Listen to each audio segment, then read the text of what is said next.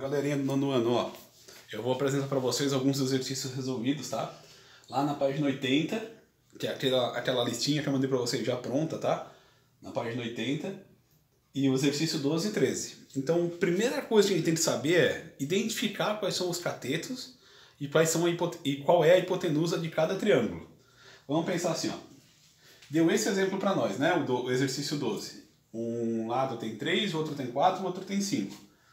De cara a gente já consegue perceber que assim, ó, o maior lado é sempre a hipotenusa. Então a hipotenusa vai ser o 5, tá? Outra maneira de descobrir a hipotenusa é ela ficando do lado contrário ao ângulo de 90 graus. Ó. O ângulo de 90 graus está aqui, então a hipotenusa vai estar do outro lado. Vou chamar aqui, hipotenusa. Tranquilo?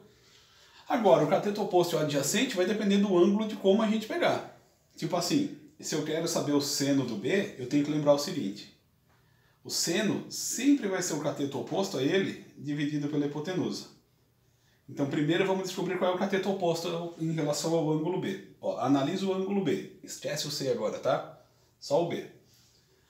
O B está aqui. A hipotenusa é essa. O cateto que estiver do outro lado do ângulo, ou seja, do lado contrário do triângulo, está aqui, ó. É o 4. Então, o ângulo está aqui, o outro lado do triângulo está aqui. Então, esse aqui, para o B, vai ser o oposto. Tranquilo? Então, o oposto vale 4, a hipotenusa vale 5. E acabou. Descobrimos o seno do B. O cosseno, como é que a gente faz? Sempre vai ser o adjacente dividido pela hipotenusa. O que é o cateto adjacente? O adjacente é aquele ângulo que sempre está junto, formando o ângulo com a hipotenusa. Então, para esse caso aqui, ó, para o B, o adjacente vale 3. Então, o adjacente vale 3, divide por 5 e acabou. O cosseno desse ângulo vale 3 sobre 5. E a tangente, como é que calcula? É sempre o cateto oposto dividido pelo adjacente.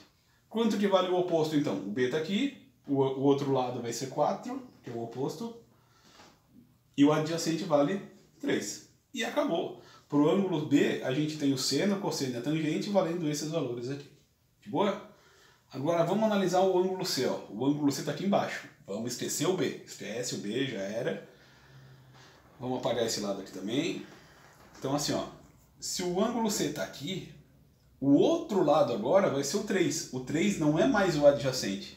Ele está do outro lado do C. Então, pro C, ele vai ser o oposto.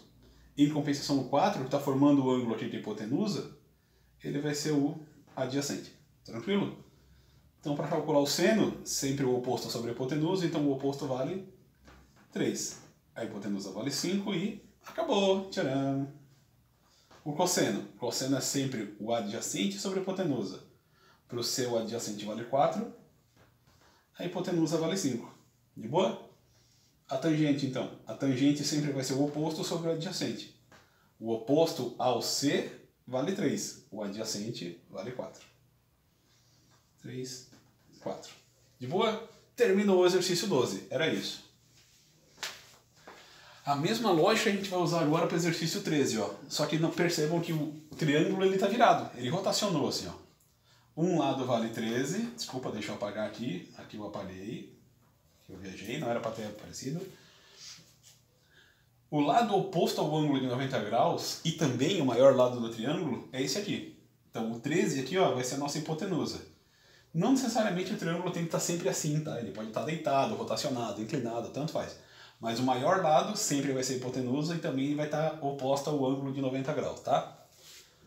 Então, ó, ele quer saber qual é o seno do ângulo B.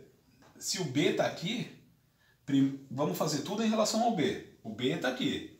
Então, do outro lado do B está o oposto. Em compensação, o 5, que está formando aqui o ângulo com a hipotenusa, vai ser o adjacente para o B. Beleza? Então, o seno o que é? Sempre o oposto sobre a hipotenusa. Vai ficar 12 sobre 13. De boa? O cosseno é o adjacente sobre a hipotenusa. Então, vai ficar 5 sobre 13. E a tangente é o oposto sobre o adjacente. Vai ficar 12 sobre 5. Beleza? E agora em relação ao ângulo C. O que a gente vai fazer? Ó? O C está aqui. Do outro lado do triângulo, onde não está esse ângulo, desculpa, o C está aqui, do outro lado está o 5. Então o 5 é o oposto ao C. Em compensação, o 12 é o adjacente ao C. Beleza? Então o seno do C é sempre o oposto sobre a hipotenusa, 5 sobre 13. O cosseno adjacente sobre a hipotenusa, 12 sobre 13. E a tangente vai ser sempre o oposto dividido pelo adjacente, 5 sobre 12. Então o exercício 12 e o 13 era só para a gente identificar quais são os catetos adjacentes e opostos em relação aos ângulos de referência que a gente está usando. Dependendo de como a gente usa, os valores mudam. Olha o detalhezinho.